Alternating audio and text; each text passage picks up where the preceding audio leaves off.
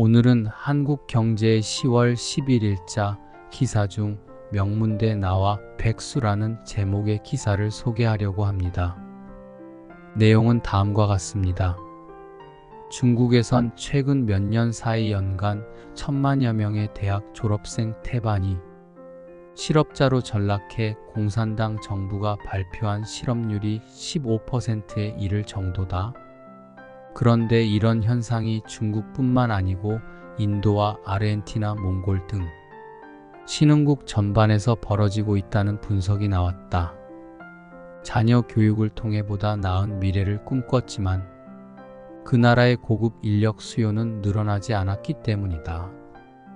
구직에 실패한 대졸자들이 교육 수준이 낮은 사람들보다 정신적으로 더 불행한 삶을 살고 있다는 분석이 나온다. 현지 시간 10일 월스트리트 저널은 UN 국제노동기구의 8월 보고서를 인용해 고등교육을 받은 개발도상국 청년의 실업률은 고소득 국가의 2~3배에 이른다고 보도했다. 남아시아, 동남아시아, 중동, 북아프리카 등이 중하위 소득 국가의 30세 미만 대졸자 5분의 1 이상이 실업 상태인 것으로 집계됐다. 월스트리트 저널은 농부, 노동자, 목동들은 자녀들의 고등교육을 위해 버는 돈을 쏟아부었고 자녀는 변호사, 엔지니어, 외교관의 꿈을 키웠으나 일은 잘 풀리지 않았다고 했다. 대학 졸업생은 급증했으나 신흥국 사회와 경제는 화이트칼라 일자리를 그만큼 창출하지 못했기 때문이다. 중국에선 최근 전업 자녀라는 말이 유행이다. 부모에게 용돈을 받아 연명하는 삶을 자조적으로 표현한 말이다. 인도 역시 사정은 다르지 않다. 인도는 지난 20년간 대졸자 비율이 3배나 증가했다.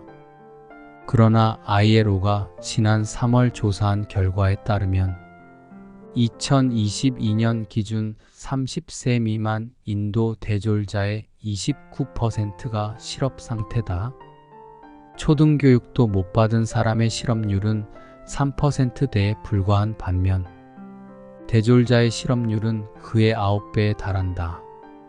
인도의 최고 공대를 졸업한 일부만 소프트웨어 엔지니어 등으로 일하고 나머지는 배달원, 운전사 등의 직업을 구해야 한다. 몽골에서도 1990년대 초반 공산주의 종식 후 대학이 난립하면서 대졸자들이 늘어났다. 목축업을 하는 집안에서 자란 37세 아지자르갈 덴베렐 씨는 10대 시절 수도 울란바토르로 유학을 떠나 지역 대학에서 저널리즘 학위를 받았다. 그녀의 남동생 2명도 의학과 법학 학위를 취득했다. 현재 아무도 전공을 살리지 못했다. 아지자르갈 씨는 아메이 외판원으로 일하고 있고 동생은 한국으로 이주해 청소를 하거나 이사짐을 나르고 있다. 라틴 아메리카도 마찬가지다. 서울대보다 글로벌 대학 순위가 높았던 아르헨티나 부에노스아이레스대 산업디자인과를 2023년에 졸업한 26세 카밀라 오르티스 카람은 전공 분야에서 일자리가 거의 없어 독립을 미루다 결국 향수가게 점원이 됐다. 이력서를 위해 대학에서 무급시간 강사로 일하고 있다. 일부 청년들은 해외 이주를 택하고 있다. 미국 퓨리서치의 수석 인구학자 제프 파셀 박사의 연구에 따르면 미국에 불법으로 입국한 25에서 64세 이민자 가운데 대졸 이상 학력을 가진 비율이 2007년 17%에서 2022년 36%로 2배 이상으로 늘었다. 현실에 실망한 학위 소지자들은 결혼을 미루고 자녀를 갖지도 않고 있어 인구 침체에도 영향을 주는 것으로 분석된다. 대학 정원을 너무 확대했다는 지적도 나온다. 보스턴 칼리지 국제고등교육센터의 명예교수인 필립 알트바흐는 대학 교육의 문이 과도하게 넓게 무차별적으로 너무 빨리 열렸다며 진이가 병에서 나오면 다시 넣기는 매우 어렵다고 말했다. 이 기사를 보니 다시 한번 나라의 중요성이 크게 다가옵니다. 한 나라가 잘 살고 번영해야만 그 안에서 고급 인재들이 자신의 역량을 마음껏 발휘할 수 있는 기회가 늘어납니다. 우수한 인력을 길러내는 것도 중요하지만 그 인재들을 받아들이고 활용할 수 있는 일자리를 제공하지 못한다면 이는 참으로 안타까운 일입니다. 정치인들이 더 이상 개인적 이익을 위해 다투지 않고 나라를 위해 진정성 있는 정책을 마련했으면 좋겠습니다.